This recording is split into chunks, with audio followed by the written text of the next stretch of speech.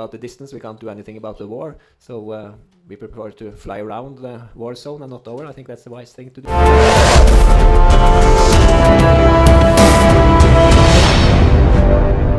Tak hanya timnas Rusia, timnas Norwegia ternyata ikut ajak timnas Indonesia gelar pertandingan persahabatan.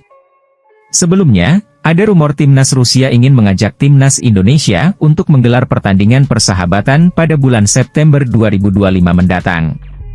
Tak hanya Rusia, ternyata timnas Norwegia pun antri ingin melakoni laga uji coba dengan timnas Indonesia. Dalam laporan media Norwegia, Norway Sport, pelatih kepala timnas Norwegia, Ståle Solbakken mengungkapkan bahwa negaranya ingin menggelar pertandingan uji coba, termasuk melawan timnas Indonesia. Kendati begitu, Ståle Solbakken juga masih belum bisa memastikan kapan waktu ideal untuk menggelar pertandingan tersebut. Sebab, ia masih melihat jadwal pertandingan tim nasional Norwegia dan juga timnas Indonesia. Saya pribadi sangat tertarik melakoni laga persahabatan dengan negara di Asia seperti Indonesia, kata Ståle Solbakken. Saya dan federasi akan mencoba menghubungi Federasi Indonesia di waktu dekat. Semoga semua berjalan sesuai rencana, lanjutnya. Mads Hilgers melambung tinggi nilai Transfermarkt jadi perhatian media Belanda. El Nyingir ditawar Bologna ikut UCL. Nilai Transfermarkt Mads Hilgers melambung tinggi di FC Twente. Bek timnas Indonesia ini menjadi perhatian media Belanda. Mads Hilgers yang memulai karir sebagai pesepak bola profesional di 2020, terus mengalami lonjakan prestasi yang membuat harga pasarnya meroket, sejak menjadi bagian pemain timnas Indonesia. Pemain kelahiran Amersfoort, Belanda yang mempunyai darah Indonesia dari neneknya, Mahija Muchtar kelahiran Jakarta, namun memiliki akar keluarga dari Manado, Sulawesi Utara, menyita perhatian media Belanda. Melalui situs resmi klub, Twente Insite melaporkan daftar pemain termahal di klub FC Twente, termasuk Mads Hilgers. Mads Hilgers rupanya masuk jadi salah satu nama yang punya nilai tinggi di tim Eredivisie, dengan menempati urutan ketiga. Melesatnya harga pasar Mads Hilgers rupanya tak lepas dari momen ketika ia mulai berseragam timnas Indonesia. Mads Hilgers mencatat debut di timnas Indonesia pada 10 Oktober 2024 lalu saat melawan di kandang Bahrain di kualifikasi Piala Dunia 2026. 4 hari berselang, situs Transfermarkt mencatat peningkatan tajam terhadap valuasi sang pemain. Pada 31 Mei 2024, Mads Hilgers tercatat memiliki nilai 7 juta euro atau setara 134,1 miliar rupiah. Selang 5 bulan, nilai El Nyingir julukan Mads Hilgers kembali melesat ke 10 juta euro atau senilai 191,5 miliar rupiah, dan kini angkanya kembali ke 7 juta euro. Padahal saat promosi ke tim utama FC Twente pada 2020 lalu, valuasi Mads Hilgers hanya 75.000 euro atau 1,4 miliar rupiah dengan kurs saat ini. Valuasi bek 23 tahun itu meningkat lebih dari 100 kali lipat dalam 4 tahun. Peningkatan harga sang pemain tak lepas dari performanya yang memang konsisten bersama FC Twente. Mads Hilgers bahkan tercatat sudah membukukan 100 penampilan bersama tim yang dibelanya sejak akademi. Begitu juga dengan karirnya di kancah internasional, Mads Hilgers sukses jadi pilihan utama di timnas Indonesia sejak resmi dinaturalisasi. Meski penampilannya sempat terkendala cedera hamstring, ia tetap jadi pilihan di timnas Indonesia. Kontrak Mads Hilgers bersama FC Twente akan berakhir Juni 2026, dan jika tidak menjualnya akhir musim ini, maka Twente harus melepaskannya secara gratis pada 2026. Kondisi itu membuat Mads Hilgers kini santer dikaitkan dengan sejumlah klub top Eropa seperti Valencia, Sevilla, Feyenoord, hingga Como di Liga Italia. Bahkan, rumor Mads Hilgers diminati klub Liga Serie A Bologna dan kini masih dalam tahap negosiasi.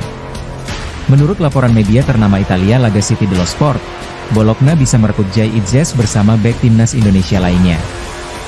Mads Hilgers sebagai paket pelengkap lini pertahanan mereka. Kabar kepindahan Mads Hilgers semakin santer pasalnya pemain belakang ini digadang-gadang tengah dalam kondisi puncak dengan usia yang masih muda. Serta pengalaman di kompetisi Eropa membuatnya dinilai sebagai investasi jangka panjang yang menjanjikan. Bologna sendiri saat ini sedang berada di posisi keempat klasemen Serie A 2024-2025 dan berpeluang besar lolos ke Liga Champions musim depan. Bahkan jika tidak lolos ke UCL, Bologna berpeluang besar mentas di kompetisi kasta kedua, Europa League musim depan. Jadi untuk menghadapi ketatnya kompetisi Eropa, kebutuhan akan pemain berkualitas dan muda menjadi prioritas utama Bologna FC. Selain itu juga usia Mesilgers yang tergolong masih muda yakni 23 tahun, membuat dirinya bisa disebut proyek jangka panjang yang menjanjikan.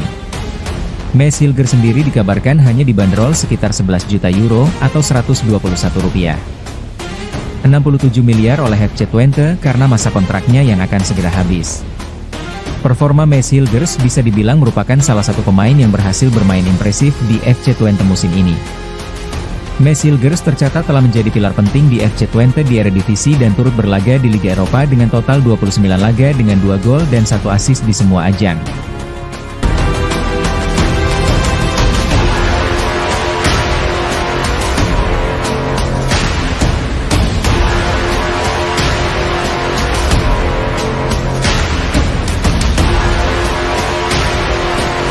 Kapten Manchester United, Bruno Fernandes ingin kapten timnas Indonesia, Jay Itzes main di pertandingan ASEAN All-Star versus Manchester United. Klub raksasa Liga Inggris, Manchester United, dipastikan akan menyapa kembali jutaan penggemarnya di Asia Tenggara dengan melakoni laga uji coba melawan tim gabungan ASEAN All-Stars. Pertandingan tersebut akan digelar pada 28 Mei 2025 di Stadion Nasional Bukit Jalil, Kuala Lumpur, Malaysia, dengan kapasitas mencapai 84.000 penonton. Laga ini menjadi bagian dari tur akhir musim Manchester United di Asia, setelah menyelesaikan pertandingan terakhir Liga Premier Inggris 2024-2025 melawan Aston Villa di Old Trafford pada 25 Mei. Setelah bertanding di Malaysia, Setan Merah dijadwalkan melanjutkan tur dengan menghadapi tim Hong Kong di Hong Kong Stadium pada 30 Mei 2025. AFF memastikan akan memanggil pemain dari negara-negara Asia Tenggara, beberapa nama sudah diumumkan dipanggil. Tentu tidak semua federasi mau menyertakan pemain terbaiknya. Indonesia misalnya, dikabarkan tidak melepas bintang utamanya karena masih berjuang di kualifikasi Piala Dunia 2026. Namun ada yang menarik, Kapten Manchester United, Bruno Fernandes sangat ingin melawan bintang timnas Indonesia, Jay Itzes. Ada satu pemain timnas Indonesia yang menarik perhatian, saya pikir dia, Jay Itzes, bisa bermain di ASEAN All-Star, kata pemain berkebangsaan Portugal. Tentu ini sangat menarik, yang pasti banyak penggemar yang menanti pertandingan ini, tegasnya. Pelatih timnas Vietnam, Kim Sang-sik, disebut meminta timnas Indonesia melepas pemain terbaik mereka ke skuad ASEAN All-Star saat menghadapi Manchester United di laga uji coba pada Rabu, 28 Mei 2025. Pelatih ASEAN All-Star Kim Sang-sik merasa kecewa kepada PSSI. Dia menilai PSSI seolah mempermainkan laga penuh gengsi ASEAN All-Stars versus Manchester United pada 28 Mei 2025, tulis akun Akmilanway.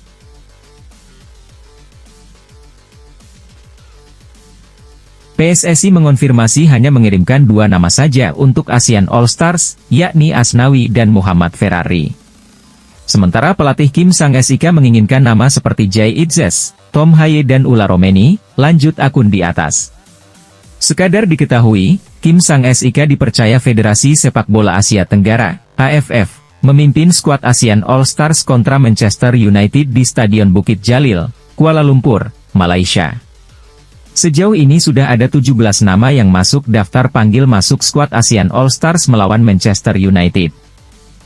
Indonesia sendiri hanya mengirimkan 2 nama yakni Muhammad Ferrari dan Asnawi Mangkualam. Pencinta sepak bola tanah air dapat bernapas lega karena pemain-pemain top timnas Indonesia seperti Jay Itzes, Ula Romeni hingga Kevin Dix tak perlu turun menghadapi Manchester United. Alhasil, nama-nama ini bisa fokus mempersiapkan diri jelang lawan Cina, 5 Juni 2025, dan Jepang, 10 Juni 2025, di 2 laga pamungkas grup C kualifikasi Piala Dunia 2026 zona Asia.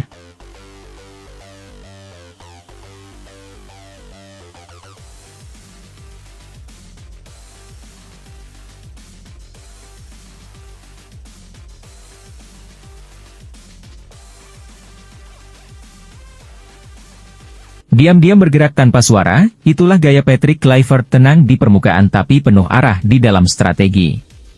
Padahal Erick Thohir sempat menegaskan bahwa tak ada rencana menambah kekuatan baru dalam waktu dekat. Namun Kluivert justru membuat langkah mengejutkan dalam kunjungannya ke Inggris. Ia tertangkap duduk berdampingan dengan Pascal Struijk. Back Leeds United yang sudah lama dihubungkan dengan timnas Indonesia ini bukan lagi kode halus, terlalu jelas untuk diabaikan. Sebuah bocoran besar dari proyek senyap PSSI yang rupanya masih terus berjalan di balik layar dan Struij bukan satu-satunya. Ada nama-nama lain seperti Milan Manhoef juga kabarnya tengah masuk dalam radar Kluivert. Seolah jadi juru runding diam-diam membangun koneksi personal menawarkan visi masa depan bersama Garuda. Lalu pertanyaannya, apa sebenarnya strategi Kluivert dan bagaimana ia membuka rahasia besar PSSI? Sebuah kejutan memang sudah menjadi ciri khas PSSI di era kepemimpinan Erick Thohir di balik layar. Banyak hal telah dikerjakan secara senyap dan ketika waktunya tiba semua muncul ke permukaan bak kejutan yang bahkan lawan pun tak siap untuk mengantisipasi. Salah satu ciri khas paling menonjol pemain diaspora ya dalam beberapa laga terakhir komposisi skuad Garuda kerap menghadirkan wajah baru yang sebelumnya tak banyak dibicarakan. Di matchday Maret 2025 misalnya, aura kejutan sempat mengguncang kubu Australia meski pada akhirnya strategi belum sepenuhnya berjalan mulus di bawah kendali pelatih anyar Patrick Kluivert. Akan tetapi benih dari apa yang sedang dibangun sudah mulai terasa dan saat menghadapi Bahrain itulah momen di mana potensi pemain diaspora benar-benar terlihat. Nama-nama seperti Joey Pelupesi turun dengan performa yang menjanjikan, mereka tampil seolah sudah lama menyatu saling mengisi saling menutup dan sesekali membuat lawan bingung. Termasuk Dragan Talajic yang terlihat kewalahan menebak arah serangan timnas Indonesia, namun seperti biasanya kejutan itu tak pernah diumumkan dari jauh-jauh hari. Erick Thohir seolah paham bahwa semakin sedikit informasi yang keluar semakin besar efek kejut yang bisa diberikan. Tak heran ketika ditanya soal potensi tambahan pemain naturalisasi untuk matchday Juni melawan Cina dan Jepang. Jawabannya tetap tenang nyaris datar. Belum ada rencana, kita fokus pemain naturalisasi yang sudah ada. Saat ini kita fokus ke bulan Juni dengan pemain yang sudah ada, tegas Erick Thohir kepada awak media di Bali. Jelas saja ini jauh dari perkataan beliau sebelumnya yang terus-menerus ingin meningkatkan kualitas persaingan untuk berjuang sampai titik darah penghabisan di sisa babak round 3 kualifikasi Piala Dunia 2026. Publik juga tahu di balik ketenangan itu bisa saja badai tengah disiapkan karena bila sejarah yang jadi acuan di era ini bukan 1-2 kali kita dikejutkan oleh nama baru yang tiba-tiba muncul di daftar line-up timnas Indonesia. Dan benar saja tak butuh waktu lama hingga publik kembali dikejutkan oleh gerak senyap dari tim kepelatihan. Kali ini kejutan itu datang dari tribun penonton. Sebuah laga Championship Inggris, sebuah pertandingan biasa di atas kertas Leeds United menghadapi Oxford United tapi bukan hasil pertandingan yang jadi sorotan melainkan siapa yang duduk di tribun kehormatan. Tertangkap kamera Patrick Kluivert, Denny Lanzaat, dan Jordi Crouch tampak duduk berdampingan dengan seorang pemain bertahan yang sudah lama masuk radar timnas yaitu Pascal Struijk.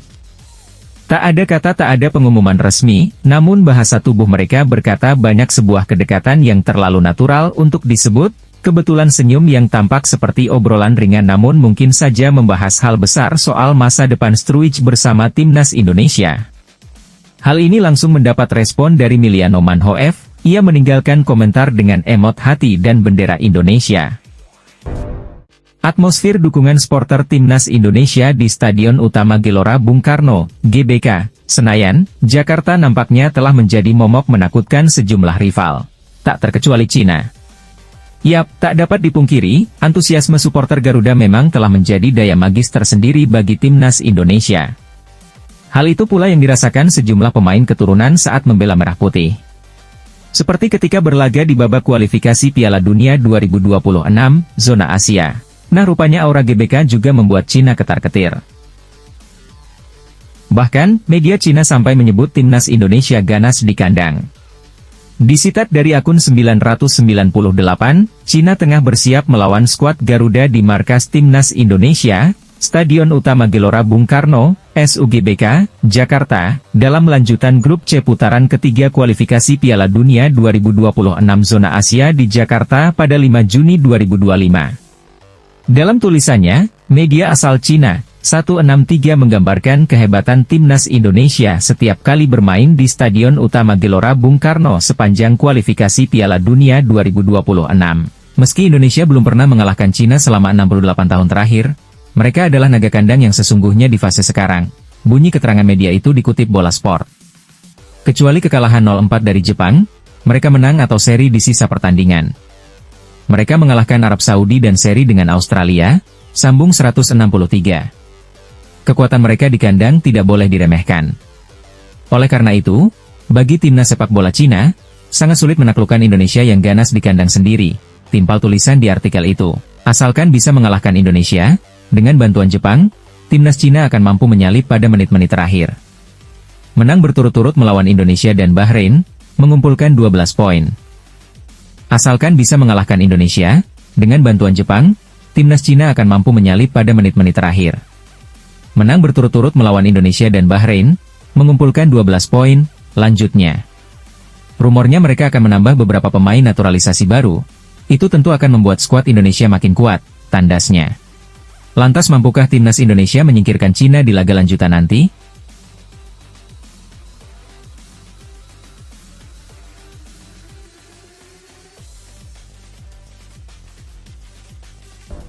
Duel timnas Indonesia versus Cina dan Jepang jadi laga krusial di kualifikasi Piala Dunia 2026 zona Asia. Mendapati hal itu, Ketua Umum PSSI, Erick Thohir, pun punya harapan khusus. Erick berharap timnas Indonesia dapat memulai persiapan lebih awal untuk menghadapi Cina dan Jepang dalam lanjutan grup C babak ketiga kualifikasi Piala Dunia 2026. Semua itu dilakukan agar JITZES CS meraih hasil maksimal. Timnas Indonesia akan menjalani laga kandang melawan Cina pada 5 Juni 2025. Kemudian, 5 hari berselang, tim arahan Patrick Kluivert itu akan melakoni laga tandang menantang Jepang. Pertandingan melawan Cina dan Jepang akan menjadi laga krusial bagi timnas Indonesia. Hasil dari laga itu akan menentukan nasib skuad Garuda untuk bisa lolos ke Piala Dunia 2026, baik lewat jalur otomatis maupun babak keempat kualifikasi. Erick pun membuat permintaan khusus kepada skuad timnas Indonesia, mengingat dua laga tersebut adalah laga krusial. Dia ingin JITZES dan kolega memulai persiapannya lebih awal. Tapi, dia tidak akan memaksa dan membiarkan para pemain dan tim kepelatihan yang memutuskan. Bahkan di bulan Juni ini, saya akan menawarkan kepada pelatih Patrick, para ofisial, dan mungkin juga para pemain. Jika mereka ingin datang lebih awal agar memiliki persiapan lebih, tapi ini terserah mereka, kata Erick, dilansir dari kanal YouTube PSSI TV. Erick mengungkapkan ada kemungkinan timnas Indonesia memulai persiapan lebih awal karena kompetisi diperkirakan sudah berakhir pada pertengahan Mei. Namun kembali, keputusan akhir nantinya ada pada tim kepelatihan dan para pemain. Kita akan bermain di tanggal 5 Juni dan 10 Juni, dan mungkin liga sudah berakhir. Mereka akan lebih rileks, ada keluarga. Tapi kemudian kita akan berkonsolidasi, mungkin kita akan berlatih lebih awal, tapi ini bergantung kepada mereka nantinya, tutur Erick. Itu akan bagus, karena program ini benar-benar kami perhatikan secara detail, bukan hanya program saja. Dan ini selalu ada target, bukan hanya sebuah benar atau salah tapi kita harus benar-benar serius, tambah dia. Sebagai catatan, timnas Indonesia saat ini menempati posisi keempat klasemen sementara grup C dengan 9 poin, terpaut 1 angka dari Arab Saudi di urutan ketiga, dan 3 angka dari Australia di posisi kedua. Kemudian mereka unggul 3 angka atas Bahrain dan Cina. Sementara Jepang sudah dipastikan mengamankan tiket Piala Dunia 2026. Tim berjuluk Samurai Biru itu sangat nyaman di puncak klasemen grup C dengan mengemas 19 poin dari 8 pertandingan yang telah dimainkan.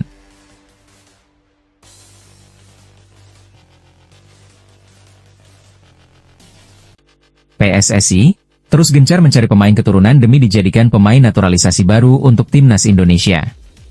Akan hadapi Tiongkok dalam laga lanjutan kualifikasi Piala Dunia 2026 zona Asia, salah satu upaya PSSI ialah mencari pemain naturalisasi baru untuk Indonesia. Miliano Jonathans merupakan salah satu nama pemain keturunan yang dirumorkan akan jalani proses naturalisasi. Namun, apakah Miliano Jonathans gabung timnas Indonesia pada laga kontra Tiongkok 5 Juni 2025 nanti? Miliano Jonathans merupakan seorang pemain muda berusia 21 tahun kelahiran Arnhem, Belanda, 5 April 2004. Dengan tinggi 1,78 meter, Miliano Jonathans selalu menjadi andalan di posisinya, yaitu sayap kanan. Bergabung dengan FC Utrecht pada 1 Januari 2025 lalu, Miliano Jonathans kini memiliki nilai pasar sebesar 15,64 miliar rupiah. Bermain di divisi utama Liga Belanda, pemain keturunan Indonesia ini tampil menawan meski belum mencetak 1 gol pun. Usai laga kontra Bahrain, 25 Maret 2025, rumor proses naturalisasi dari Emiliano Jonathans akan segera digelar, semakin menguat. Namun, hingga saat ini, belum ada kabar resmi dari PSSI tentang update proses naturalisasi dari pemain keturunan yang satu ini. Meski, calon pemain naturalisasi baru ini bisa segera diproses, namun PSSI belum juga memberikan update resmi terkait Emiliano Jonathans. Lewat halaman resmi Bola Sport, Arya Sinulinga selaku anggota Exco PSSI, menyatakan jika pihaknya belum berkomunikasi dengan pemain berusia 21 tahun tersebut. Kabar ini, tentunya sudah cukup menjadi jawaban mutlak untuk para penggemar timnas Indonesia yang menunggu kehadiran pemain keturunan ini. Proses naturalisasi dari Emiliano Jonathans terbukti belum dimulai dan tidak bisa menjadi jaminan akan debut bersama timnas Indonesia pada laga kualifikasi Piala Dunia 2026 bulan Juni nanti. Meski begitu, kehadiran Emiliano Jonathans jika benar-benar akan menjadi pemain naturalisasi baru Indonesia, tentunya akan memberikan dampak yang besar. Berduet dengan Ragnar Oratmangoen dan Ula Romeni di lini depan akan menjadi solusi penyerangan baru timnas Indonesia dari sektor sayap. Dengan begitu, Patrick Kluivert akan memiliki lebih banyak taktik untuk timnas Indonesia. Namun berharap terlalu tinggi tidaklah baik. Sebagai solusinya, tetap update kabar pemain keturunan ini lewat PSSI.